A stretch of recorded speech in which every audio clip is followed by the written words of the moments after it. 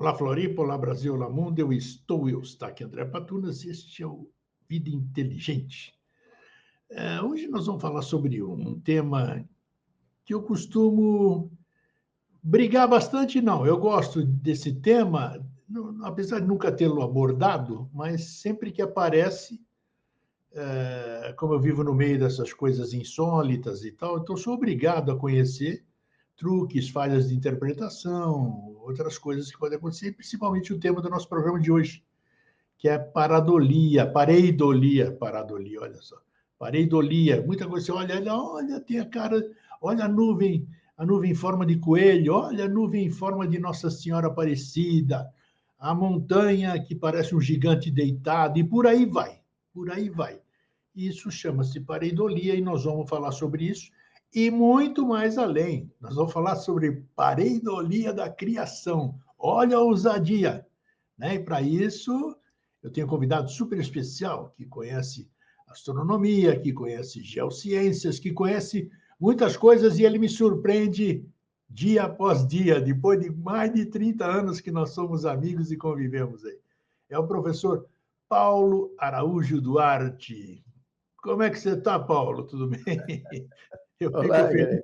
fico feliz quando eu Ah, te recebo aqui. tudo bem, tudo tranquilo. Prazer estar mais uma vez aqui com você e com todo o pessoal que acompanha o Vida Inteligente, né? E estamos aí para mais esse desafio que você me fez, É verdade. a idolia da criação, mas estamos a postos aí para conversarmos, né, sobre esse tema que é muito interessante, por sinal. Então Tem vamos lá, muita mas coisa para nós conversarmos. não tenha dúvida. Então, antes disso, eu quero passar para vocês o que foi encaminhado na divulgação do nosso tema de hoje pelas redes sociais. Eu vou dar uma lida aqui, onde está, e aí vocês vão saber o que nós vamos falar hoje. Cadê? É isso, deixa eu pegar aqui para ver o que está. Olha lá, eu mandei isso aqui, está nas redes sociais, mandei para a mala direta. Nosso cérebro é um criador incansável de significados. Onde há apenas manchas, nós vemos rostos. Onde há nuvens, enxergamos animais. Onde há ruídos, ouvimos vozes. Esse fenômeno chama-se pareidolia. Buscamos significados onde muitas vezes não há nada além de acaso. É nesse espaço entre o real e o imaginário que nasce a pareidolia. Somos criadores de significados. Onde há o nada, inventamos um tudo. Onde há apenas forma sem intenção, tecemos narrativas. Cadê? Me perdi aqui. Ai, nossa Senhora.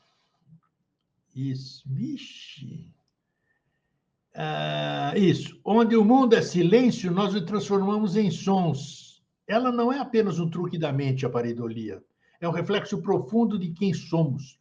Mostra nossa incapacidade de aceitar o vazio. Olha que legal que nós vamos conversar hoje. Nossa necessidade de transformar o caos em forma. Outro dia nós falamos de caos no programa aqui, né? O acaso em sentido.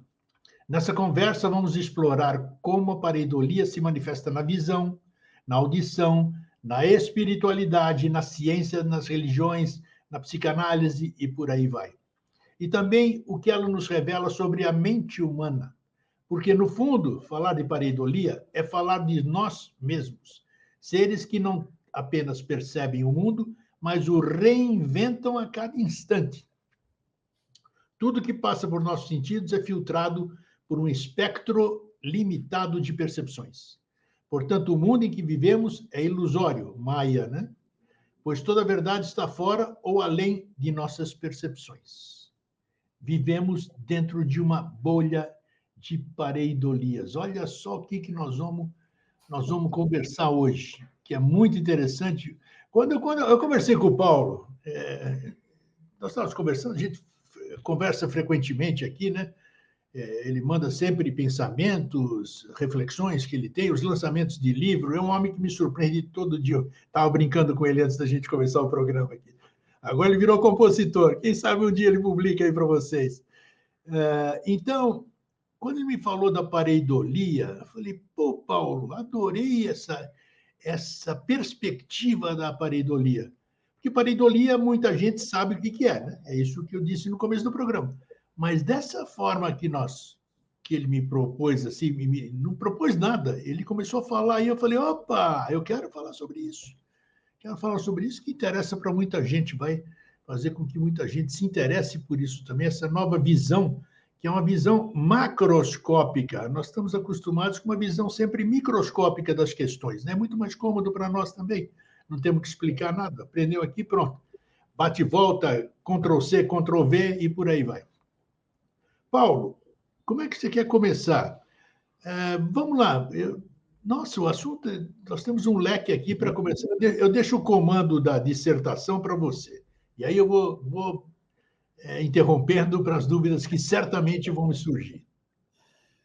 Em primeiro lugar, eu acho interessante nós dizermos o significado, não é, de pareidolia, porque vem lá da sua terra, não é, o grego?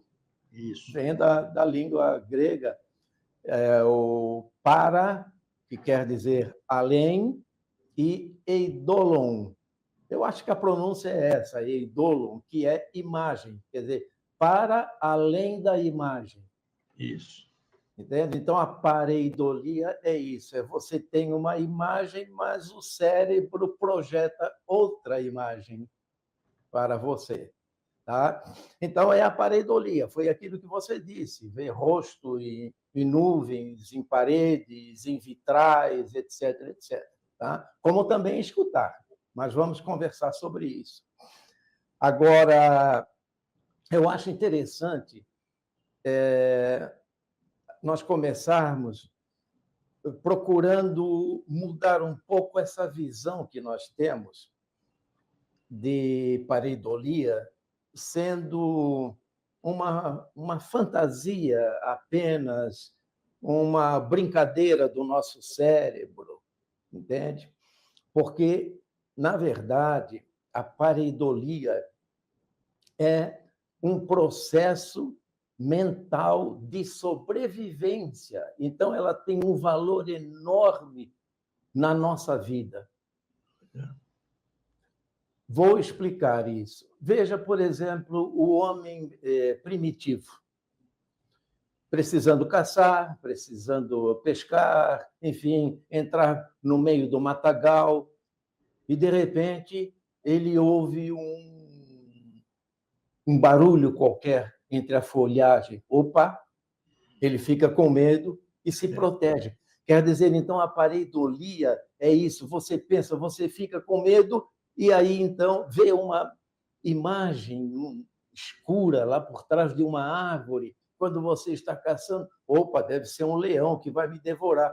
Então, fica com medo. Então, a pareidolia, na verdade, é um processo mental de proteção, de sobrevivência, de possibilidade, digamos, de reprodução da espécie. Projeção, né, Paulo, também? Uma projeção mental. Sim, é projeção, mas é uma projeção para nos proteger, que permanece, inclusive, até hoje.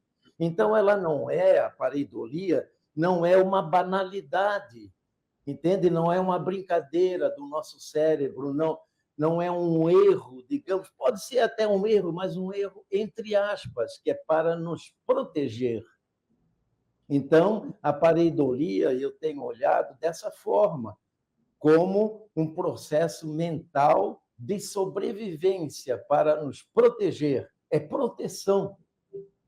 Entendeu? Então, não é uma coisa qualquer, não é uma banalidade, não é uma brincadeira, não, é uma coisa muito séria, que permanece até hoje.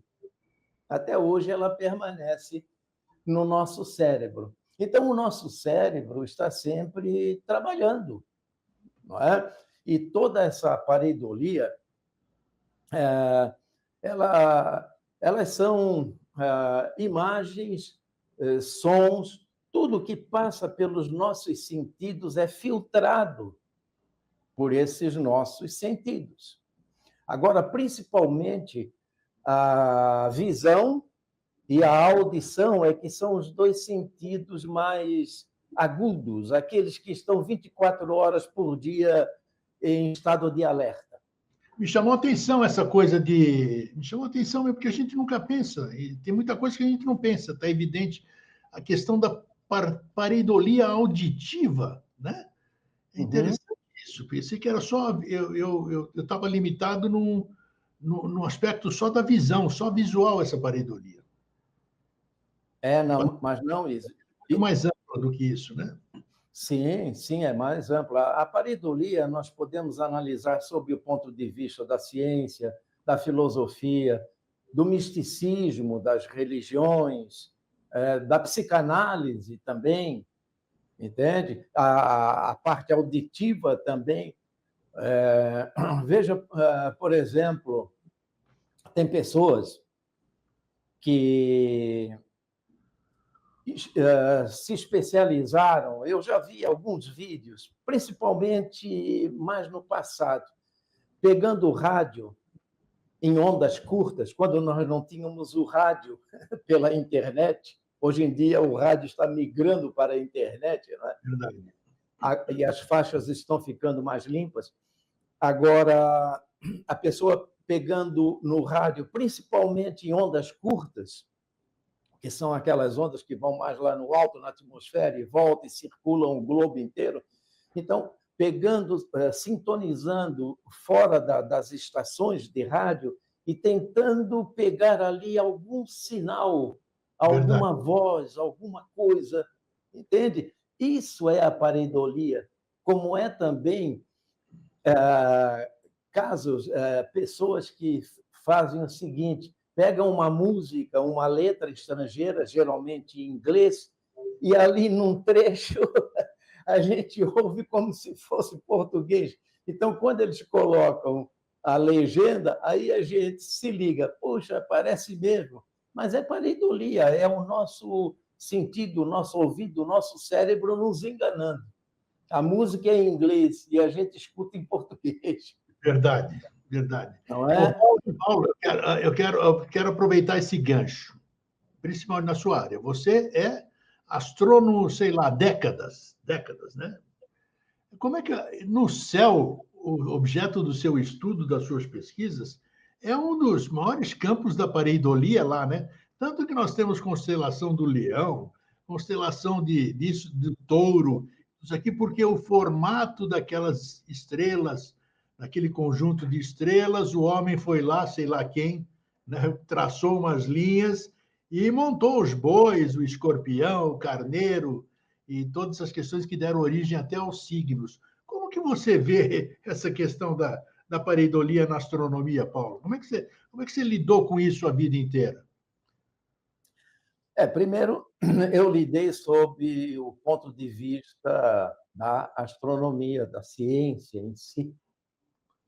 Mas, quando você me propôs esse tema, a partir de uma conversa, de um vídeo, inclusive, que você me enviou, não é?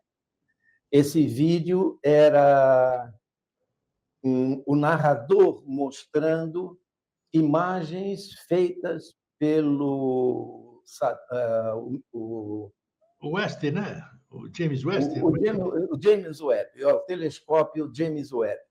E ali o narrador, em cada imagem desse telescópio, feitas por esse telescópio, ele via a mão do Criador. É isso então, aí. ele estava buscando o Criador, não é? Um Deus, enfim, não é? O nome que quiser, mas um Criador.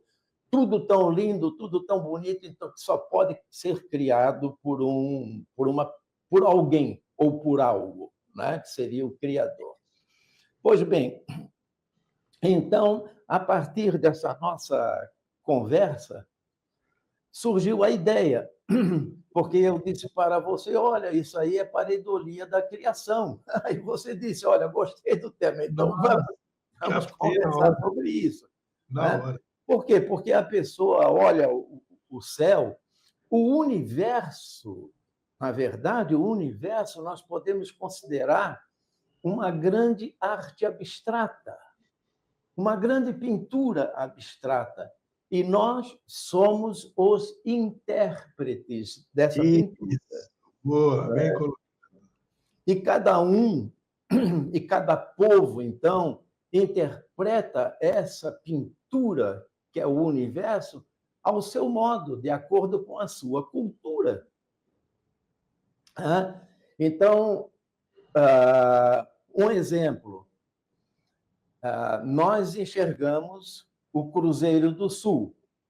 É aquela cruz aqui que nos orienta, inclusive, para descobrir os pontos cardeais. Não é? Para nós, é o cruzeiro, ou seja, é a cruz. Agora, para um povo da Austrália, o povo Burongue, por exemplo, eles veem um gambá, não é cruz. Olha só. Eles não têm conhecimento da cruz porque eles não são cristãos. Sim. Entende? Então, eles veem um gambá.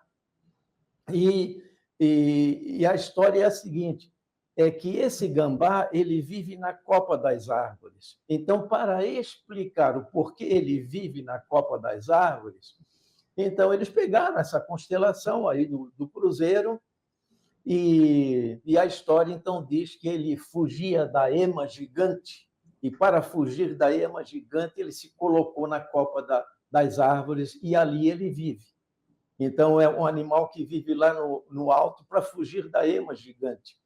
Ora, então, isso é a cultura de um povo que está vendo lá no céu algo relativo aos seus conhecimentos, às suas histórias, às suas lendas, não é? Então, o céu, ele aparece para todos os povos como um meio de orientação também, porque essas constelações foram criadas no sentido de dar orientação para nós, como, por exemplo, saber a época das estações do ano, né? As 4 estações do ano, saber a época da caça, da colheita, da pesca, do plantio. Então, o céu sempre nos orientou, sempre nos deu uma orientação para a nossa vida cotidiana. Entende? Então, não deixa de ser uma pareidolia enxergar um gambá lá no céu ou enxergar uma cruz lá no céu. Isso é pareidolia. Sim, né? sim. Então, eu vejo dessa forma. O céu nos orienta. E mais também, o Grego, o nosso cérebro não se conforma com o caos. É que nós falamos ali, né, Auro? Nós já conversamos sobre isso. O cérebro não se conforma com o acaso, com o caos. O cérebro sempre quer botar ordem no mundo, sempre quer dar um sentido para as coisas, entende? Então, o nosso cérebro está sempre trabalhando nesse sentido, ele não se conforma com o caos. Então, ele cria essas imagens, essas ilusões para botar ordem no mundo. Eu acho que daí também surgiu a questão da divindade, né? Porque o homem olhava lá para cima, olhava tudo, não entendia o que era aquilo, e aí antropomorfizou a divindade e começou como é que se diz? A se ligar em alguém, isso que nós estamos falando, uma criação, um criador, essas coisas todas, né? Sim, exatamente. A pareidolia ela passa também pelas religiões, pelo misticismo em geral, porque imagine o homem primitivo ao olhar para o céu, principalmente naquela época antiga que nós não tínhamos a iluminação, não tínhamos as cidades com toda essa iluminação. Sem poluição, nada. Poluição também.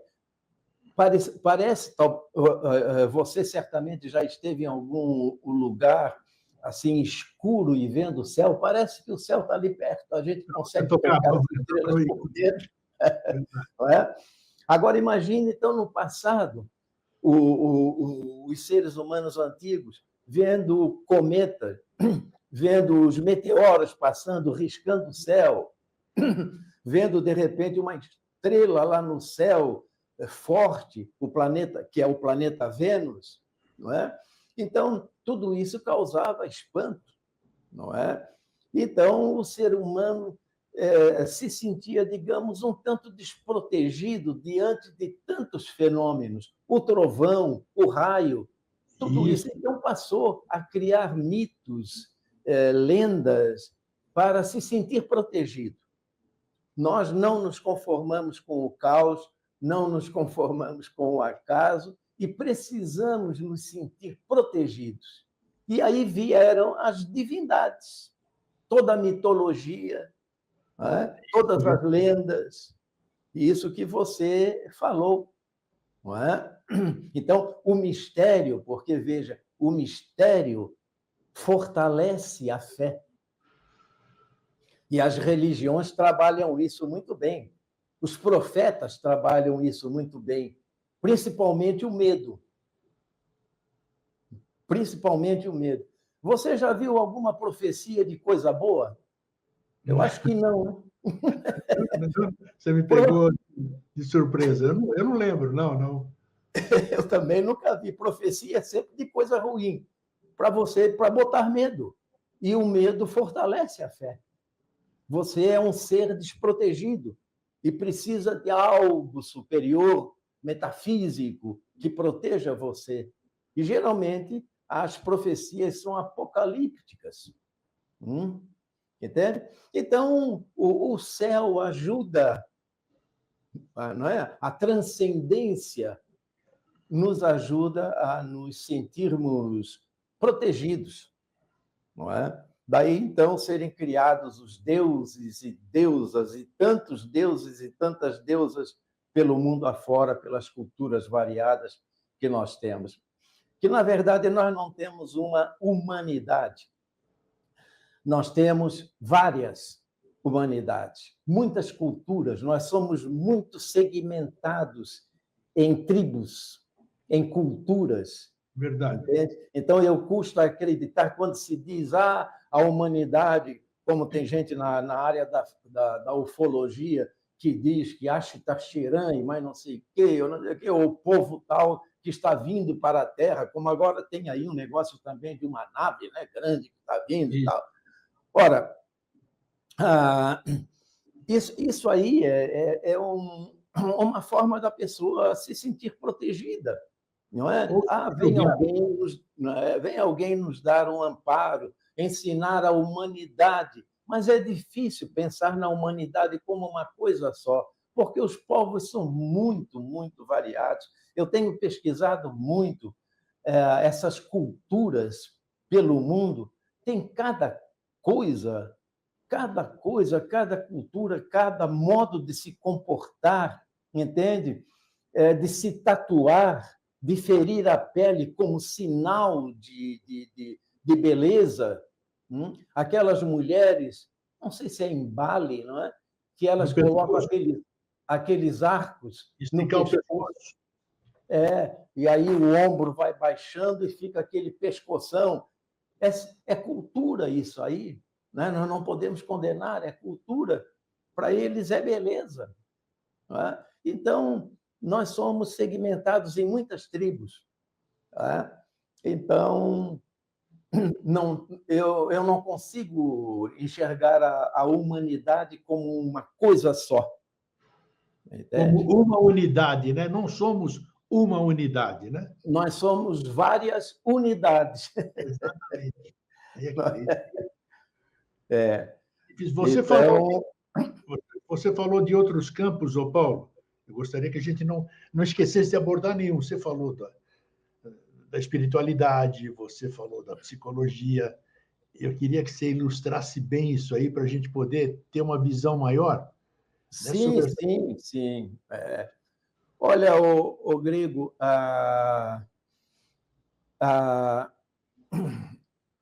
vamos ver, por exemplo, no caso da visão. Tá. No caso da visão, deixa eu pegar uma caneta aqui. No caso da visão,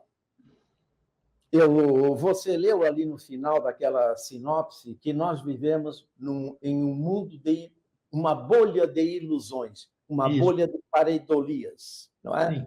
O que quer dizer isso? Veja, por exemplo, eu tenho aqui essa caneta, então nós enxergamos um determinado espectro do campo luminoso, da radiação luminosa.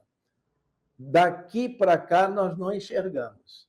Daqui para lá, nós não enxergamos. Por exemplo, o infravermelho, o ultravioleta, são radiações que existem. Outros animais devem enxergar, mas nós não.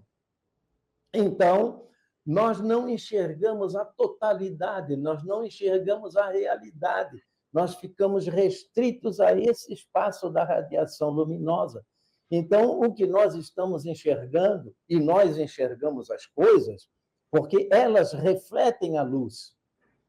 Então, nós ficamos restritos a esse espaço aqui. Ó. O que está para a esquerda, o que está para a direita, nós não enxergamos. Então, nós vemos apenas uma parte da realidade. Boa. Tudo que nós vemos é um pedaço da realidade. Então, essa coisa de nós falarmos em verdade é ilusão, porque toda verdade é relativa. Toda verdade é relativa. Nós não enxergamos a verdade absoluta, a realidade absoluta. Só relativa, só um pedaço dela. E o mesmo se dá com o som também. Veja, agora vamos inverter. O som tem o grave aqui para baixo e tem o agudo lá para cima. Há uma determinada faixa no espectro sonoro que, a partir desse ponto aqui, o som grave nós não ouvimos mais. Incrível isso, é verdade. E daqui para cima também, o som agudo nós não ouvimos mais. A partir de determinado ponto, incrível. Então, nós ficamos restritos a esse espaço aqui, não é, das ondas sonoras. Então, o que nós ouvimos também é um pedaço da realidade. Não é a realidade total. Então, é onde eu digo que nós vivemos dentro de uma bolha de ilusões, dentro de uma bolha de pareidolias. Então, devemos tomar cuidado com essa palavrinha mágica aí, verdade.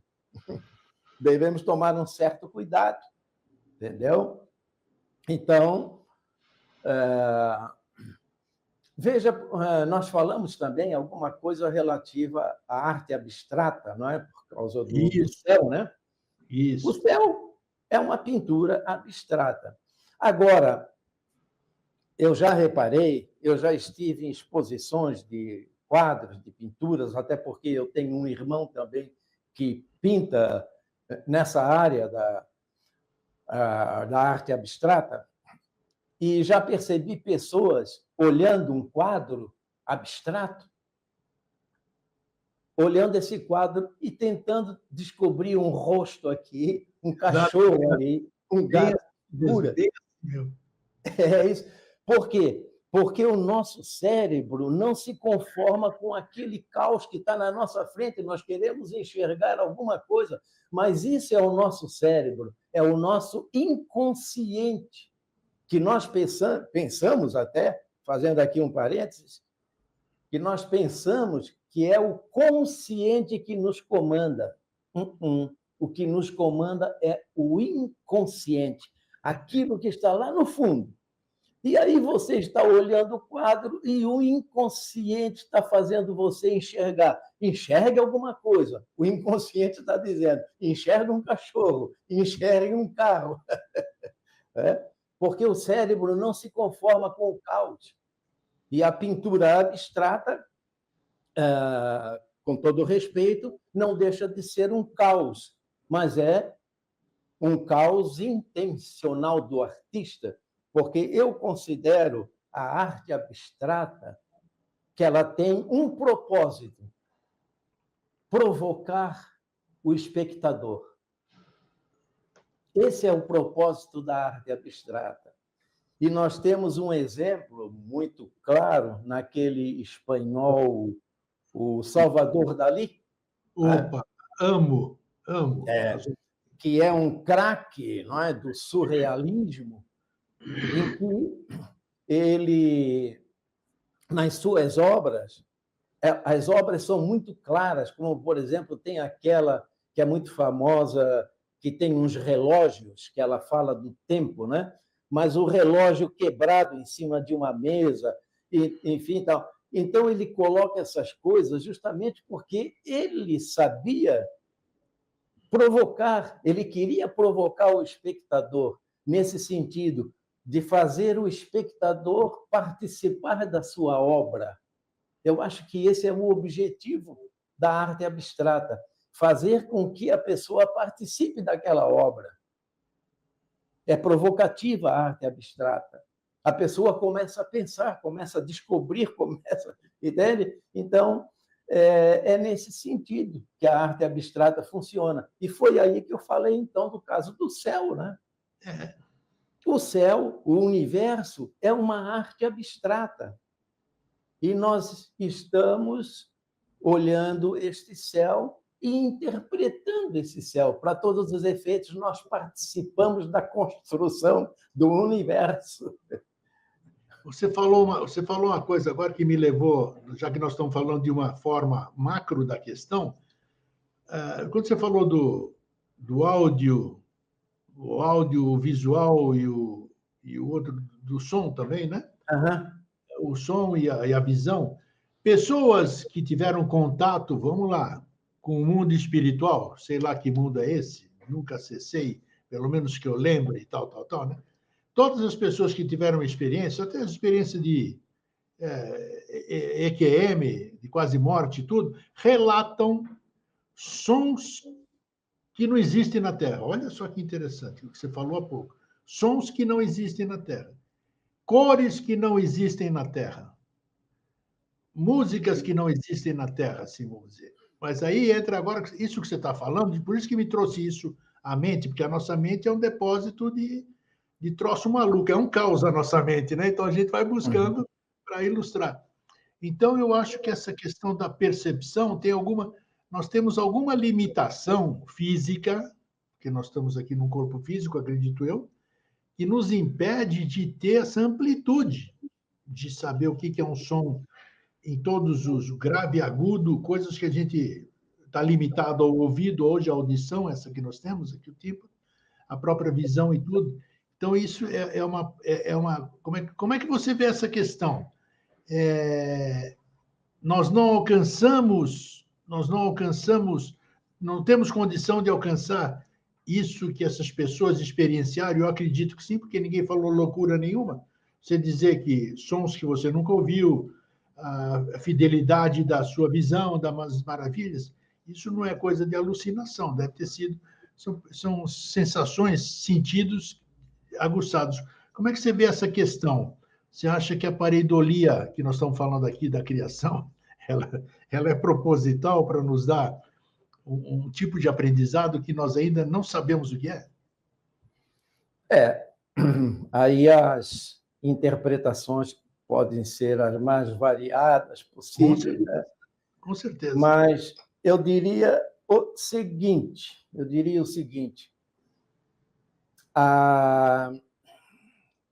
nós temos no nosso cérebro alguns bilhões de neurônios.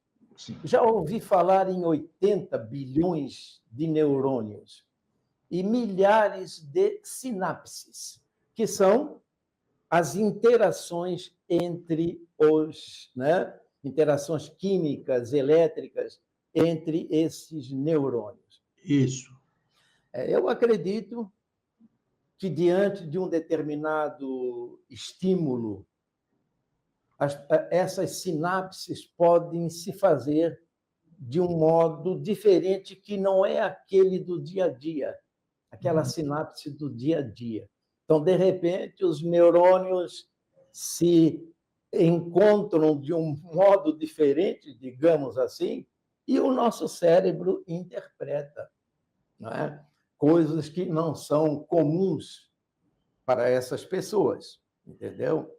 Por outro lado, também, eu acredito muito na genética, viu, Grego? Então, eu acho que na nossa genética nós ainda temos coisas lá do homem das cavernas, Ah, sem dúvida, sem lá dúvida. de trás. Então, Hereditariedade. a hereditariedade, né? Então, diante de algum estímulo, algo pode se manifestar.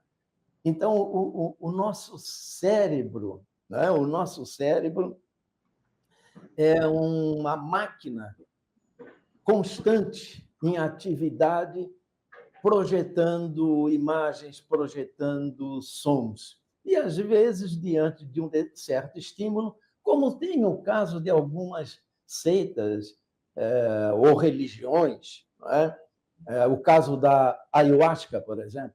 Opa! Não é? Então, diante daquele chá, não é? O cérebro entra em sinapses um tanto diferentes do normal, do cotidiano, e a pessoa passa a enxergar coisas, a ouvir coisas. Eu já vi relatos, inclusive, de pessoas que se viram lá no espaço, sem ter viajado, e vendo a Terra lá do espaço, vendo o universo lá do espaço. Então, o nosso cérebro é mágico, não é? O nosso cérebro produz muita coisa que nós ainda não entendemos. Com certeza, com certeza. Então, esses profetas, não é? Essas pessoas que veem coisas ou ouvem coisas, e às vezes até se tornam, em função disso, se tornam líderes religiosos e até conseguem levar pessoas para um suicídio coletivo, como já aconteceu. Né? Então, a palavra é muito forte. A palavra tem poder. Não é? Então, se você diz que enxergou naquela gruta que você esteve ali com os amigos, você enxergou um santo, uma santa, viu o rosto de Jesus, etc., aquela gruta acaba se tornando um local Não tenha de dúvida. peregrinação. Não tenha dúvida. Não tenha Não dúvida. é? A gente está cansado de ver isso. Não é? Então, nós entendemos ainda pouco do funcionamento do nosso cérebro, mas é uma verdadeira máquina, um computador super poderoso que está aí nos trazendo muitas imagens e muitos sons que nós não conseguimos entender de onde vem. Mas eu acho que muita coisa é lá de dentro mesmo. Não tenha dúvida. Tanto é que você faz muitos exames que você vai fazer, se eu e você, quem está nos assistindo, formos para a mesma clínica, vamos pegar um exemplo qualquer, fazer uma audiometria, nós vamos ter resultados completamente diferentes. Eu vou chegar num som que você não ouve, vice-versa, você está ouvindo e eu não estou ouvindo coisa nenhuma. Então, deve ter alguma coisa realmente, um desenvolvimento. Não estou falando de limitação de alguma coisa física, uma coisa mais além, né? Porque os tímpanos são os mesmos, tudo isso aqui. Se tiver tudo uma saúde auditiva, então não tem porquê, né? Foi o que você falou, eu não tenho a mesma amplitude de percepção que você e que todos os demais, né? Então, isso eu quero lembrar aqui o planeta Marte. Lembra daquele rosto quando, nossa, se não me engano, era nossa, a nave Viking, se eu não me engano, né? Rosto de Marte, o famoso rosto de Marte. O famoso rosto de Muito Marte. bom você falar hoje, sobre isso. Apesar da NASA ter desmentido, ter mostrado que era um jogo de luz e sombra, que eu acredito. Mas ainda existem aqueles que falam na teoria da conspiração, que Sim, né? sim, sim, Procura acreditar no rosto. O santo sudário é outro exemplo disso. Me perdoem quem acredita nisso. Respeito, Uhum. respeito, mas É. aquilo é uma grande pareidolia também, né? Aham. Você É, imagina. pois é, pois é. Mas é isso, né? As, as seitas, as religiões, quer dizer, tudo que é nessa área do misticismo se alimenta muito dessa pareidolia, né? Dessas imagens, não é? Dessa ilusão, entende? Paulo, você foi um professor. Quantos anos você foi professor? E vamos ver, 30 eu e poucos ou não? Ou mais? 39. 39 anos. Durante esses 39 anos, já completa com a minha pergunta aqui. Eu gostaria de saber, você tem uma experiência nessa questão, eu gostaria de saber a pareidolia na educação. Pareidolia na educação. Sabe que isso eu não vejo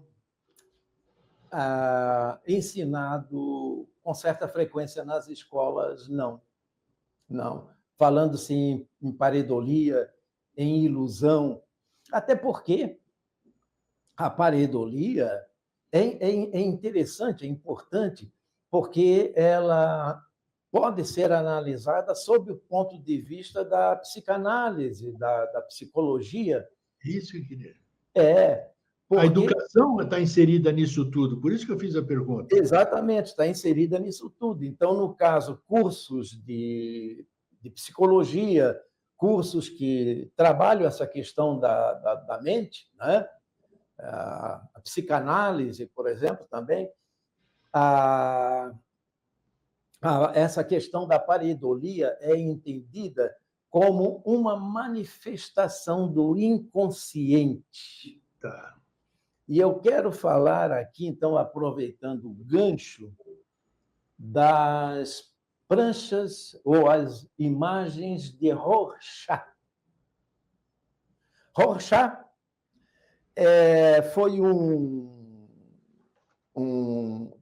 ele era psiquiatra, se eu não me engano, suíço, né?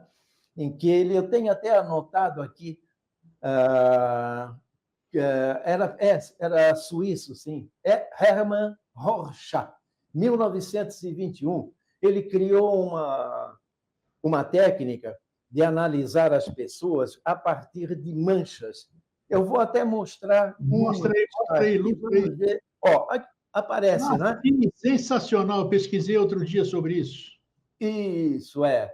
Você falou isso no nosso programa sobre caos, né? Você fez uma abordagem sobre isso? Não sei se Mais ou menos, mas não cheguei a chegar nessas pranchas de Rorschach, né? sensacional, sim. Ele era psiquiatra, então ele mostrava, são várias pranchas, algumas até já estão adaptadas por outros Sim. estudiosos e tal, mas essa aqui é uma do original dele, em que ele mostrava essas pranchas e pedia para a pessoa dizer: o que você está vendo aqui? Estou vendo o lobo mau aí, ó. Pois é. É isso aí. Pareidolia, né? Isso aí, ó. Então, a partir do lobo mau, Ah, ele fazia uma análise que daquilo legal. que você trouxe lá do fundo do baú, da alma, lá de dentro, do seu inconsciente, e Bacana. projetou nessa mancha. E essa técnica é utilizada até hoje, ô Paulo? Olha, e existem dois ramos. Um que defende essa técnica e um outro que não defende. Existe discussão a esse respeito, Sim. né? Mas essa técnica ainda é aplicada por outras. Agora, há necessidade de um certo estudo, de um certo preparo para analisar essas pranchas de acordo com aquele padrão que ele estabeleceu. Não é? Porque se você não fizer um bom estudo de sair, uma boa formação nessa técnica, você pode, de repente, divergir para uma linha, para uma interpretação. Não fazer uma boa anamnese, né? Aí não vai fazer uma boa anamnese se não seguir. Exato, exato, né? Mas eu acho uma técnica interessante, viu? É uma técnica interessante mostrar para você, né? E você diz aqui, eu vejo o lobo mau. Eu estou induzindo alguém, agora falou, ó, realmente parece o que o grego falou, né? Está ainda meio bravo, assim, fazendo essa cara aqui. Outro pode estar vendo outra coisa. Exato, exato. Está vendo Então, um quadril, a parte aqui do quadril humano, aí, do esqueleto, dá para ver um monte de coisa aí, vamos dizer. A sim, sim. a criatividade te leva além das fronteiras. Mas o interessante é isso, então, nesse trabalho, né, da psicologia, de a pessoa, quer dizer, não seria a mancha propriamente dita, mas o que a pessoa vê naquela mancha. E isso, então, pode ser um espelho do que está lá no fundo, talvez algum trauma da pessoa, não é? Então, que ela consegue projetar nessa mancha, e aí, então, o profissional vai fazer uma análise disso. Entende? Bacana. Escuta, nós tivemos quase 45 minutos de uma bela introdução que eu nem imaginava isso aqui, nem imaginava essa amplitude dessa questão. Então, considerando que hoje nós estamos dentro do esoterismo, do misticismo, fala-se muito em nova era, novos tempos, novo ciclo, novo isso, novo aquilo, a volta de não sei quem vai chegar, esse, aquele, uma série de profetas, como você estava falando. Nós temos aqui, que elementos você colocaria? Você mostrou, e principalmente que a gente começa a ver coisa, né? Induzido pela mídia, pelas religiões, pelos líderes dessas questões, começam a nos induzir. Então, eu começo a ver, num desenho, eu começo a ver a cara de um lobo mau, o outro vê numa montanha o índio ali e acha que ali nasceu não sei o quê, e outras coisas que eu não quero nem citar nome aqui, né, para deixar cada um seguir a sua crença. Como é que a gente pode usar hoje, onde a pareidolia pode nos ajudar? Olha só, eu estava limitado, assumo minha ignorância, eu estava limitado na pareidolia aquilo, de olhar, muitas pessoas mostram para mim, principalmente a questão de discos voadores, e essa questão de coisas assim, eu falo, não, isso aí é uma pareidolia, essa montanha, essas coisas assim. Então, mas sempre fiquei limitado nessa questão de comparativo do sapo que aparece na nuvem, na terra. Eu vejo que a questão é muito mais ampla. Então, como a pareidolia pode ser utilizada e que dica você dá para as pessoas que olham, a partir do momento, quem assistir nosso programa, olhou para a montanha, viu a cara de um coelho. A primeira coisa, tem um coelho na montanha. Vai deduzir do jeito que ele quiser. Como ele pode prosseguir daí para ter uma visão mais macrocósmica da questão? Como é que a gente pode usar a pareidolia daqui para frente, vamos dizer, para que ela seja nossa aliada e não nossa alienação? Em primeiro lugar, é importante retornar lá para o começo da nossa conversa, que as pessoas devem entender, em primeiro lugar, que a pareidolia, essa ilusão, tanto das imagens como a audição, é um mecanismo de sobrevivência. Isso precisa ser fixado e bem entendido pelas pessoas. É um mecanismo de sobrevivência do nosso cérebro. Diria defesa também, é um mecanismo de defesa. Sim, é a sobrevivência no sentido de defesa. Okay. Você está caçando, de repente vê um vulto por trás de uma árvore, do mato e tal, você, opa, deve ser um leão, você fica com medo e se protege. Sim, então, perfeito. A pareidolia é um mecanismo, em primeiro lugar, temos que entender isso. A pareidolia é um mecanismo de proteção para a sobrevivência da espécie humana. Entende? Então, eu acredito até que em outros animais também, entende? Eu vou citar aqui uma coisa que às vezes acontece aqui comigo. Eu tenho uma cachorrinha que fica aqui dentro de casa à noite. Então, essa noite, por exemplo, ela veio, empurrou a porta do meu quarto, que eu deixo entreaberta, e Sim. veio dormir no chão ali ao meu lado, no tapete. E isso ela já fez algumas vezes. Parece que ela percebe alguma coisa que eu não sei o que é, Perfeito. porque não é sempre. Agora, por exemplo, se for trovoada, relâmpago, aí sim ela faz isso. Então, para mim, pareidolia. É um sistema de proteção dela. Ela vem para perto do seu dono, como forma de proteção, de sobrevivência. Me socorre, né? Ela diz para mim, me socorre, entende? Então, a pareidolia tem que ser entendida dessa forma, como um mecanismo de proteção, de sobrevivência. E, por sua vez, nós precisamos que o mundo fale conosco. E nós já conversamos sobre isso na nossa conversa sobre o caos.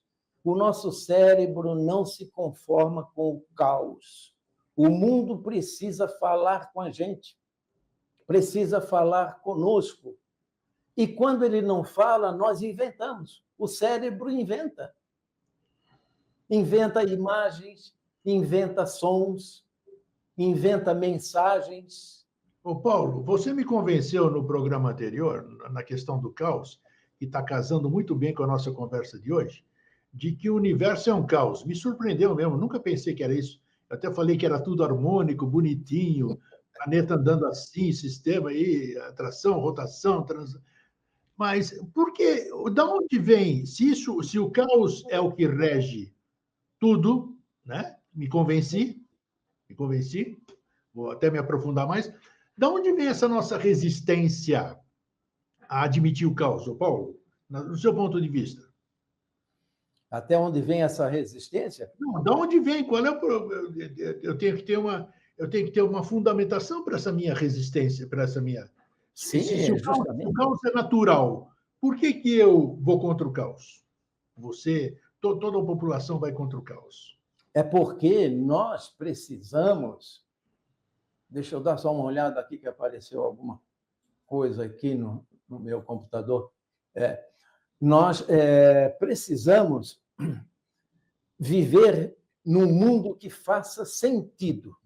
Entende? O sentido é muito importante. E eu vou até lembrar aqui esse livro, por exemplo, Viktor Frankl, né? Em que ele foi prisioneiro na época do Holocausto. Ele era austríaco, um psiquiatra, estudioso, cientista, e foi preso lá na Alemanha no Holocausto. Viveu aquela situação toda nos campos de concentração. Sim. Viktor Frankl. E ele, então, percebeu uma coisa: mesmo dentro daquela situação tão complicada, tão degradante, dentro de um campo de concentração, as pessoas buscavam sentido em coisas pequenas, numa conversa com o outro, numa oração. E ele cita, inclusive, o caso de uma pessoa que entrou na sala deles lá e disse: venham ver, venham ver, venham ver. E eles foram lá fora. Era um pôr do sol magnífico, rosado, alaranjado, aquela coisa linda. Quer dizer, ele encontrou naquele pôr do sol um sentido para ele, naquele momento, para ele encontrar uma paz, algo, não é? Que lhe fizesse bem. A partir daí, inclusive, ele desenvolveu, e ele cita nesses seus livros aqui, ele cita este caso e desenvolveu uma técnica fazendo com que as pessoas, no seu trabalho com as pessoas, elas busquem um sentido para a vida. É a busca do sentido. Se a vida não fizer sentido, ela não tem graça. Não tem. E aí a pessoa se destrói. Ou então vai procurar sentido em drogas, em bebidas, fugas, entende? Então, o nosso cérebro trabalha assim. Nós não nos conformamos com o caos, não nos conformamos com o acaso, por exemplo, porque será que o universo foi criado ou ele sempre existiu? Entra na nossa lógica. Como é que sempre existiu? Pô? Não pode. Não pode sempre existir. Mas por que não pode? Alguma coisa tem que criar isso, Paulo. Tem... Mas é porque nós estamos acostumados com essa ideia de que tudo é criado. Falou bonito agora. Aí é que tá. Isso é verdade, claro. E tem que ser assim, pô. É. Eu não tenho outro parâmetro para. Pois é, justamente, não é? Então, tem aquela velha pergunta também que se faz, né? E se houve um criador, será que ele teve opção? Será que ele podia ter criado um universo assim, ou assim, ou assim? Ou ele criou esse aí porque era o melhor jeito, era o melhor universo que tinha para criar? É complicado, é complicado. É o caos, como você falou aí. Pois é.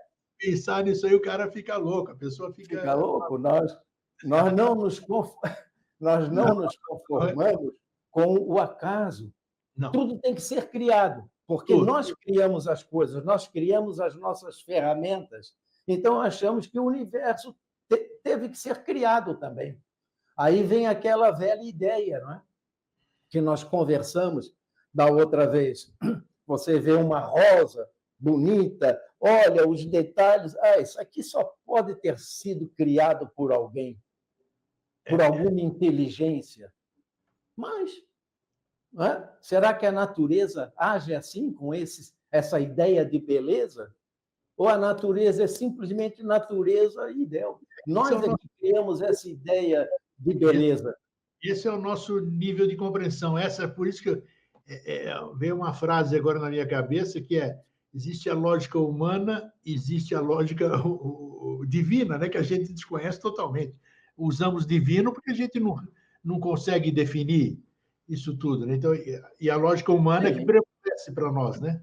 O divino preenche um espaço que a ciência não consegue trabalhar, que é o mistério da fé.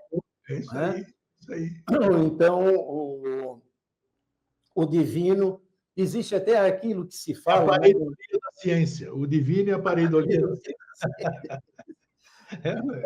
Existe até aquilo que se fala que é o Deus das lacunas, né? Quando você não tem explicação para alguma coisa, aí você diz, não foi Deus que quis assim. Pronto, está resolvido. Simples, jogou o rojão para lá. Não tem... Foi Deus que fez. Não é? Então... E, o Grego, eu tenho escrito bastante aí, estou com... Se eu não me engano, são 16 livros escritos, né? Já mandei para você. Como eu disse, você sempre me surpreende, cada dia. E, ultimamente, eu tenho escrito muitas poesias. E a última poesia que eu escrevi, que vai fazer parte do meu próximo livro, o título dela adivinhe, Pareidolia. Você me mandou ontem. Sensacional. Sensacional. Achei muito legal. E a música, né? Musicada. Você mandou a música. Mas é a letra da poesia, né? A letra da poesia. Mas eu adaptei um pouco aquela letra para ela poder ser trabalhada na inteligência artificial, né? Mas a parte final do meu verso, eu estou falando isso porque eu vejo que nós estamos chegando no final da conversa, né? Sim. Você tem um tempo limitado ali. Então, eu queria só citar os 2 versos finais dessa poesia que vai fazer parte do meu próximo livro. Vamos lá, será um prazer. Diz assim: vejo rostos onde há nuvens. Ouço vozes no silêncio do vento. Não é o mundo que fala comigo. Sou eu que incorporo o mundo com meus próprios sonhos e desejos. Pareidolia é o espelho secreto da mente. Vejo fora aquilo que está por dentro. Não paro, estou sempre atento, vendo figuras no chão e no firmamento. Que legal, maravilhoso, parabéns. Ó. Você, você é fera, Paulo, você é fera, bacana. Muito bom ter a sua amizade, porque você é um cara diferenciado. Paulo, muito obrigado, meu querido. Foi, ó, superou a minha expectativa em muito. Para mim foi. Tanto é que me encantou. Quando você falou nisso, pareidolia da criação, eu falei, Paulo, temos que falar sobre isso. Nunca ouvi, nunca passou sobre pareidolia da criação. E aí está aí. Vamos respeitar a pareidolia como um processo mental de proteção e de sobrevivência. Não é uma brincadeira do nosso cérebro. A pareidolia precisa ser levada mais a sério. Bacana, bacana, bacana. Valeu, Paulo. Obrigado, meu querido. Até uma próxima oportunidade. Até uma próxima. Um abraço, tudo de bom. Tchau, Obrigado. tchau. Sucesso. Oh, que legal. Legal. Pô, outra visão da pareidolia. Vou pesquisar mais agora, ver se tudo isso que o Paulo falou, se o Google, né, porque a gente vai focado em alguma coisa, né? A internet tem uma série de coisas que a gente não sabe pesquisar porque estamos limitados aqui. Agora, quando você tem novos horizontes, você vai pesquisar. Quem sabe eu acho algum complemento disso, do que o Paulo falou, né? E eu acho que eu vou achar. Vou pesquisar. É isso aí, gente. Fraterno abraço, feliz sempre e até a semana que vem. Tchau.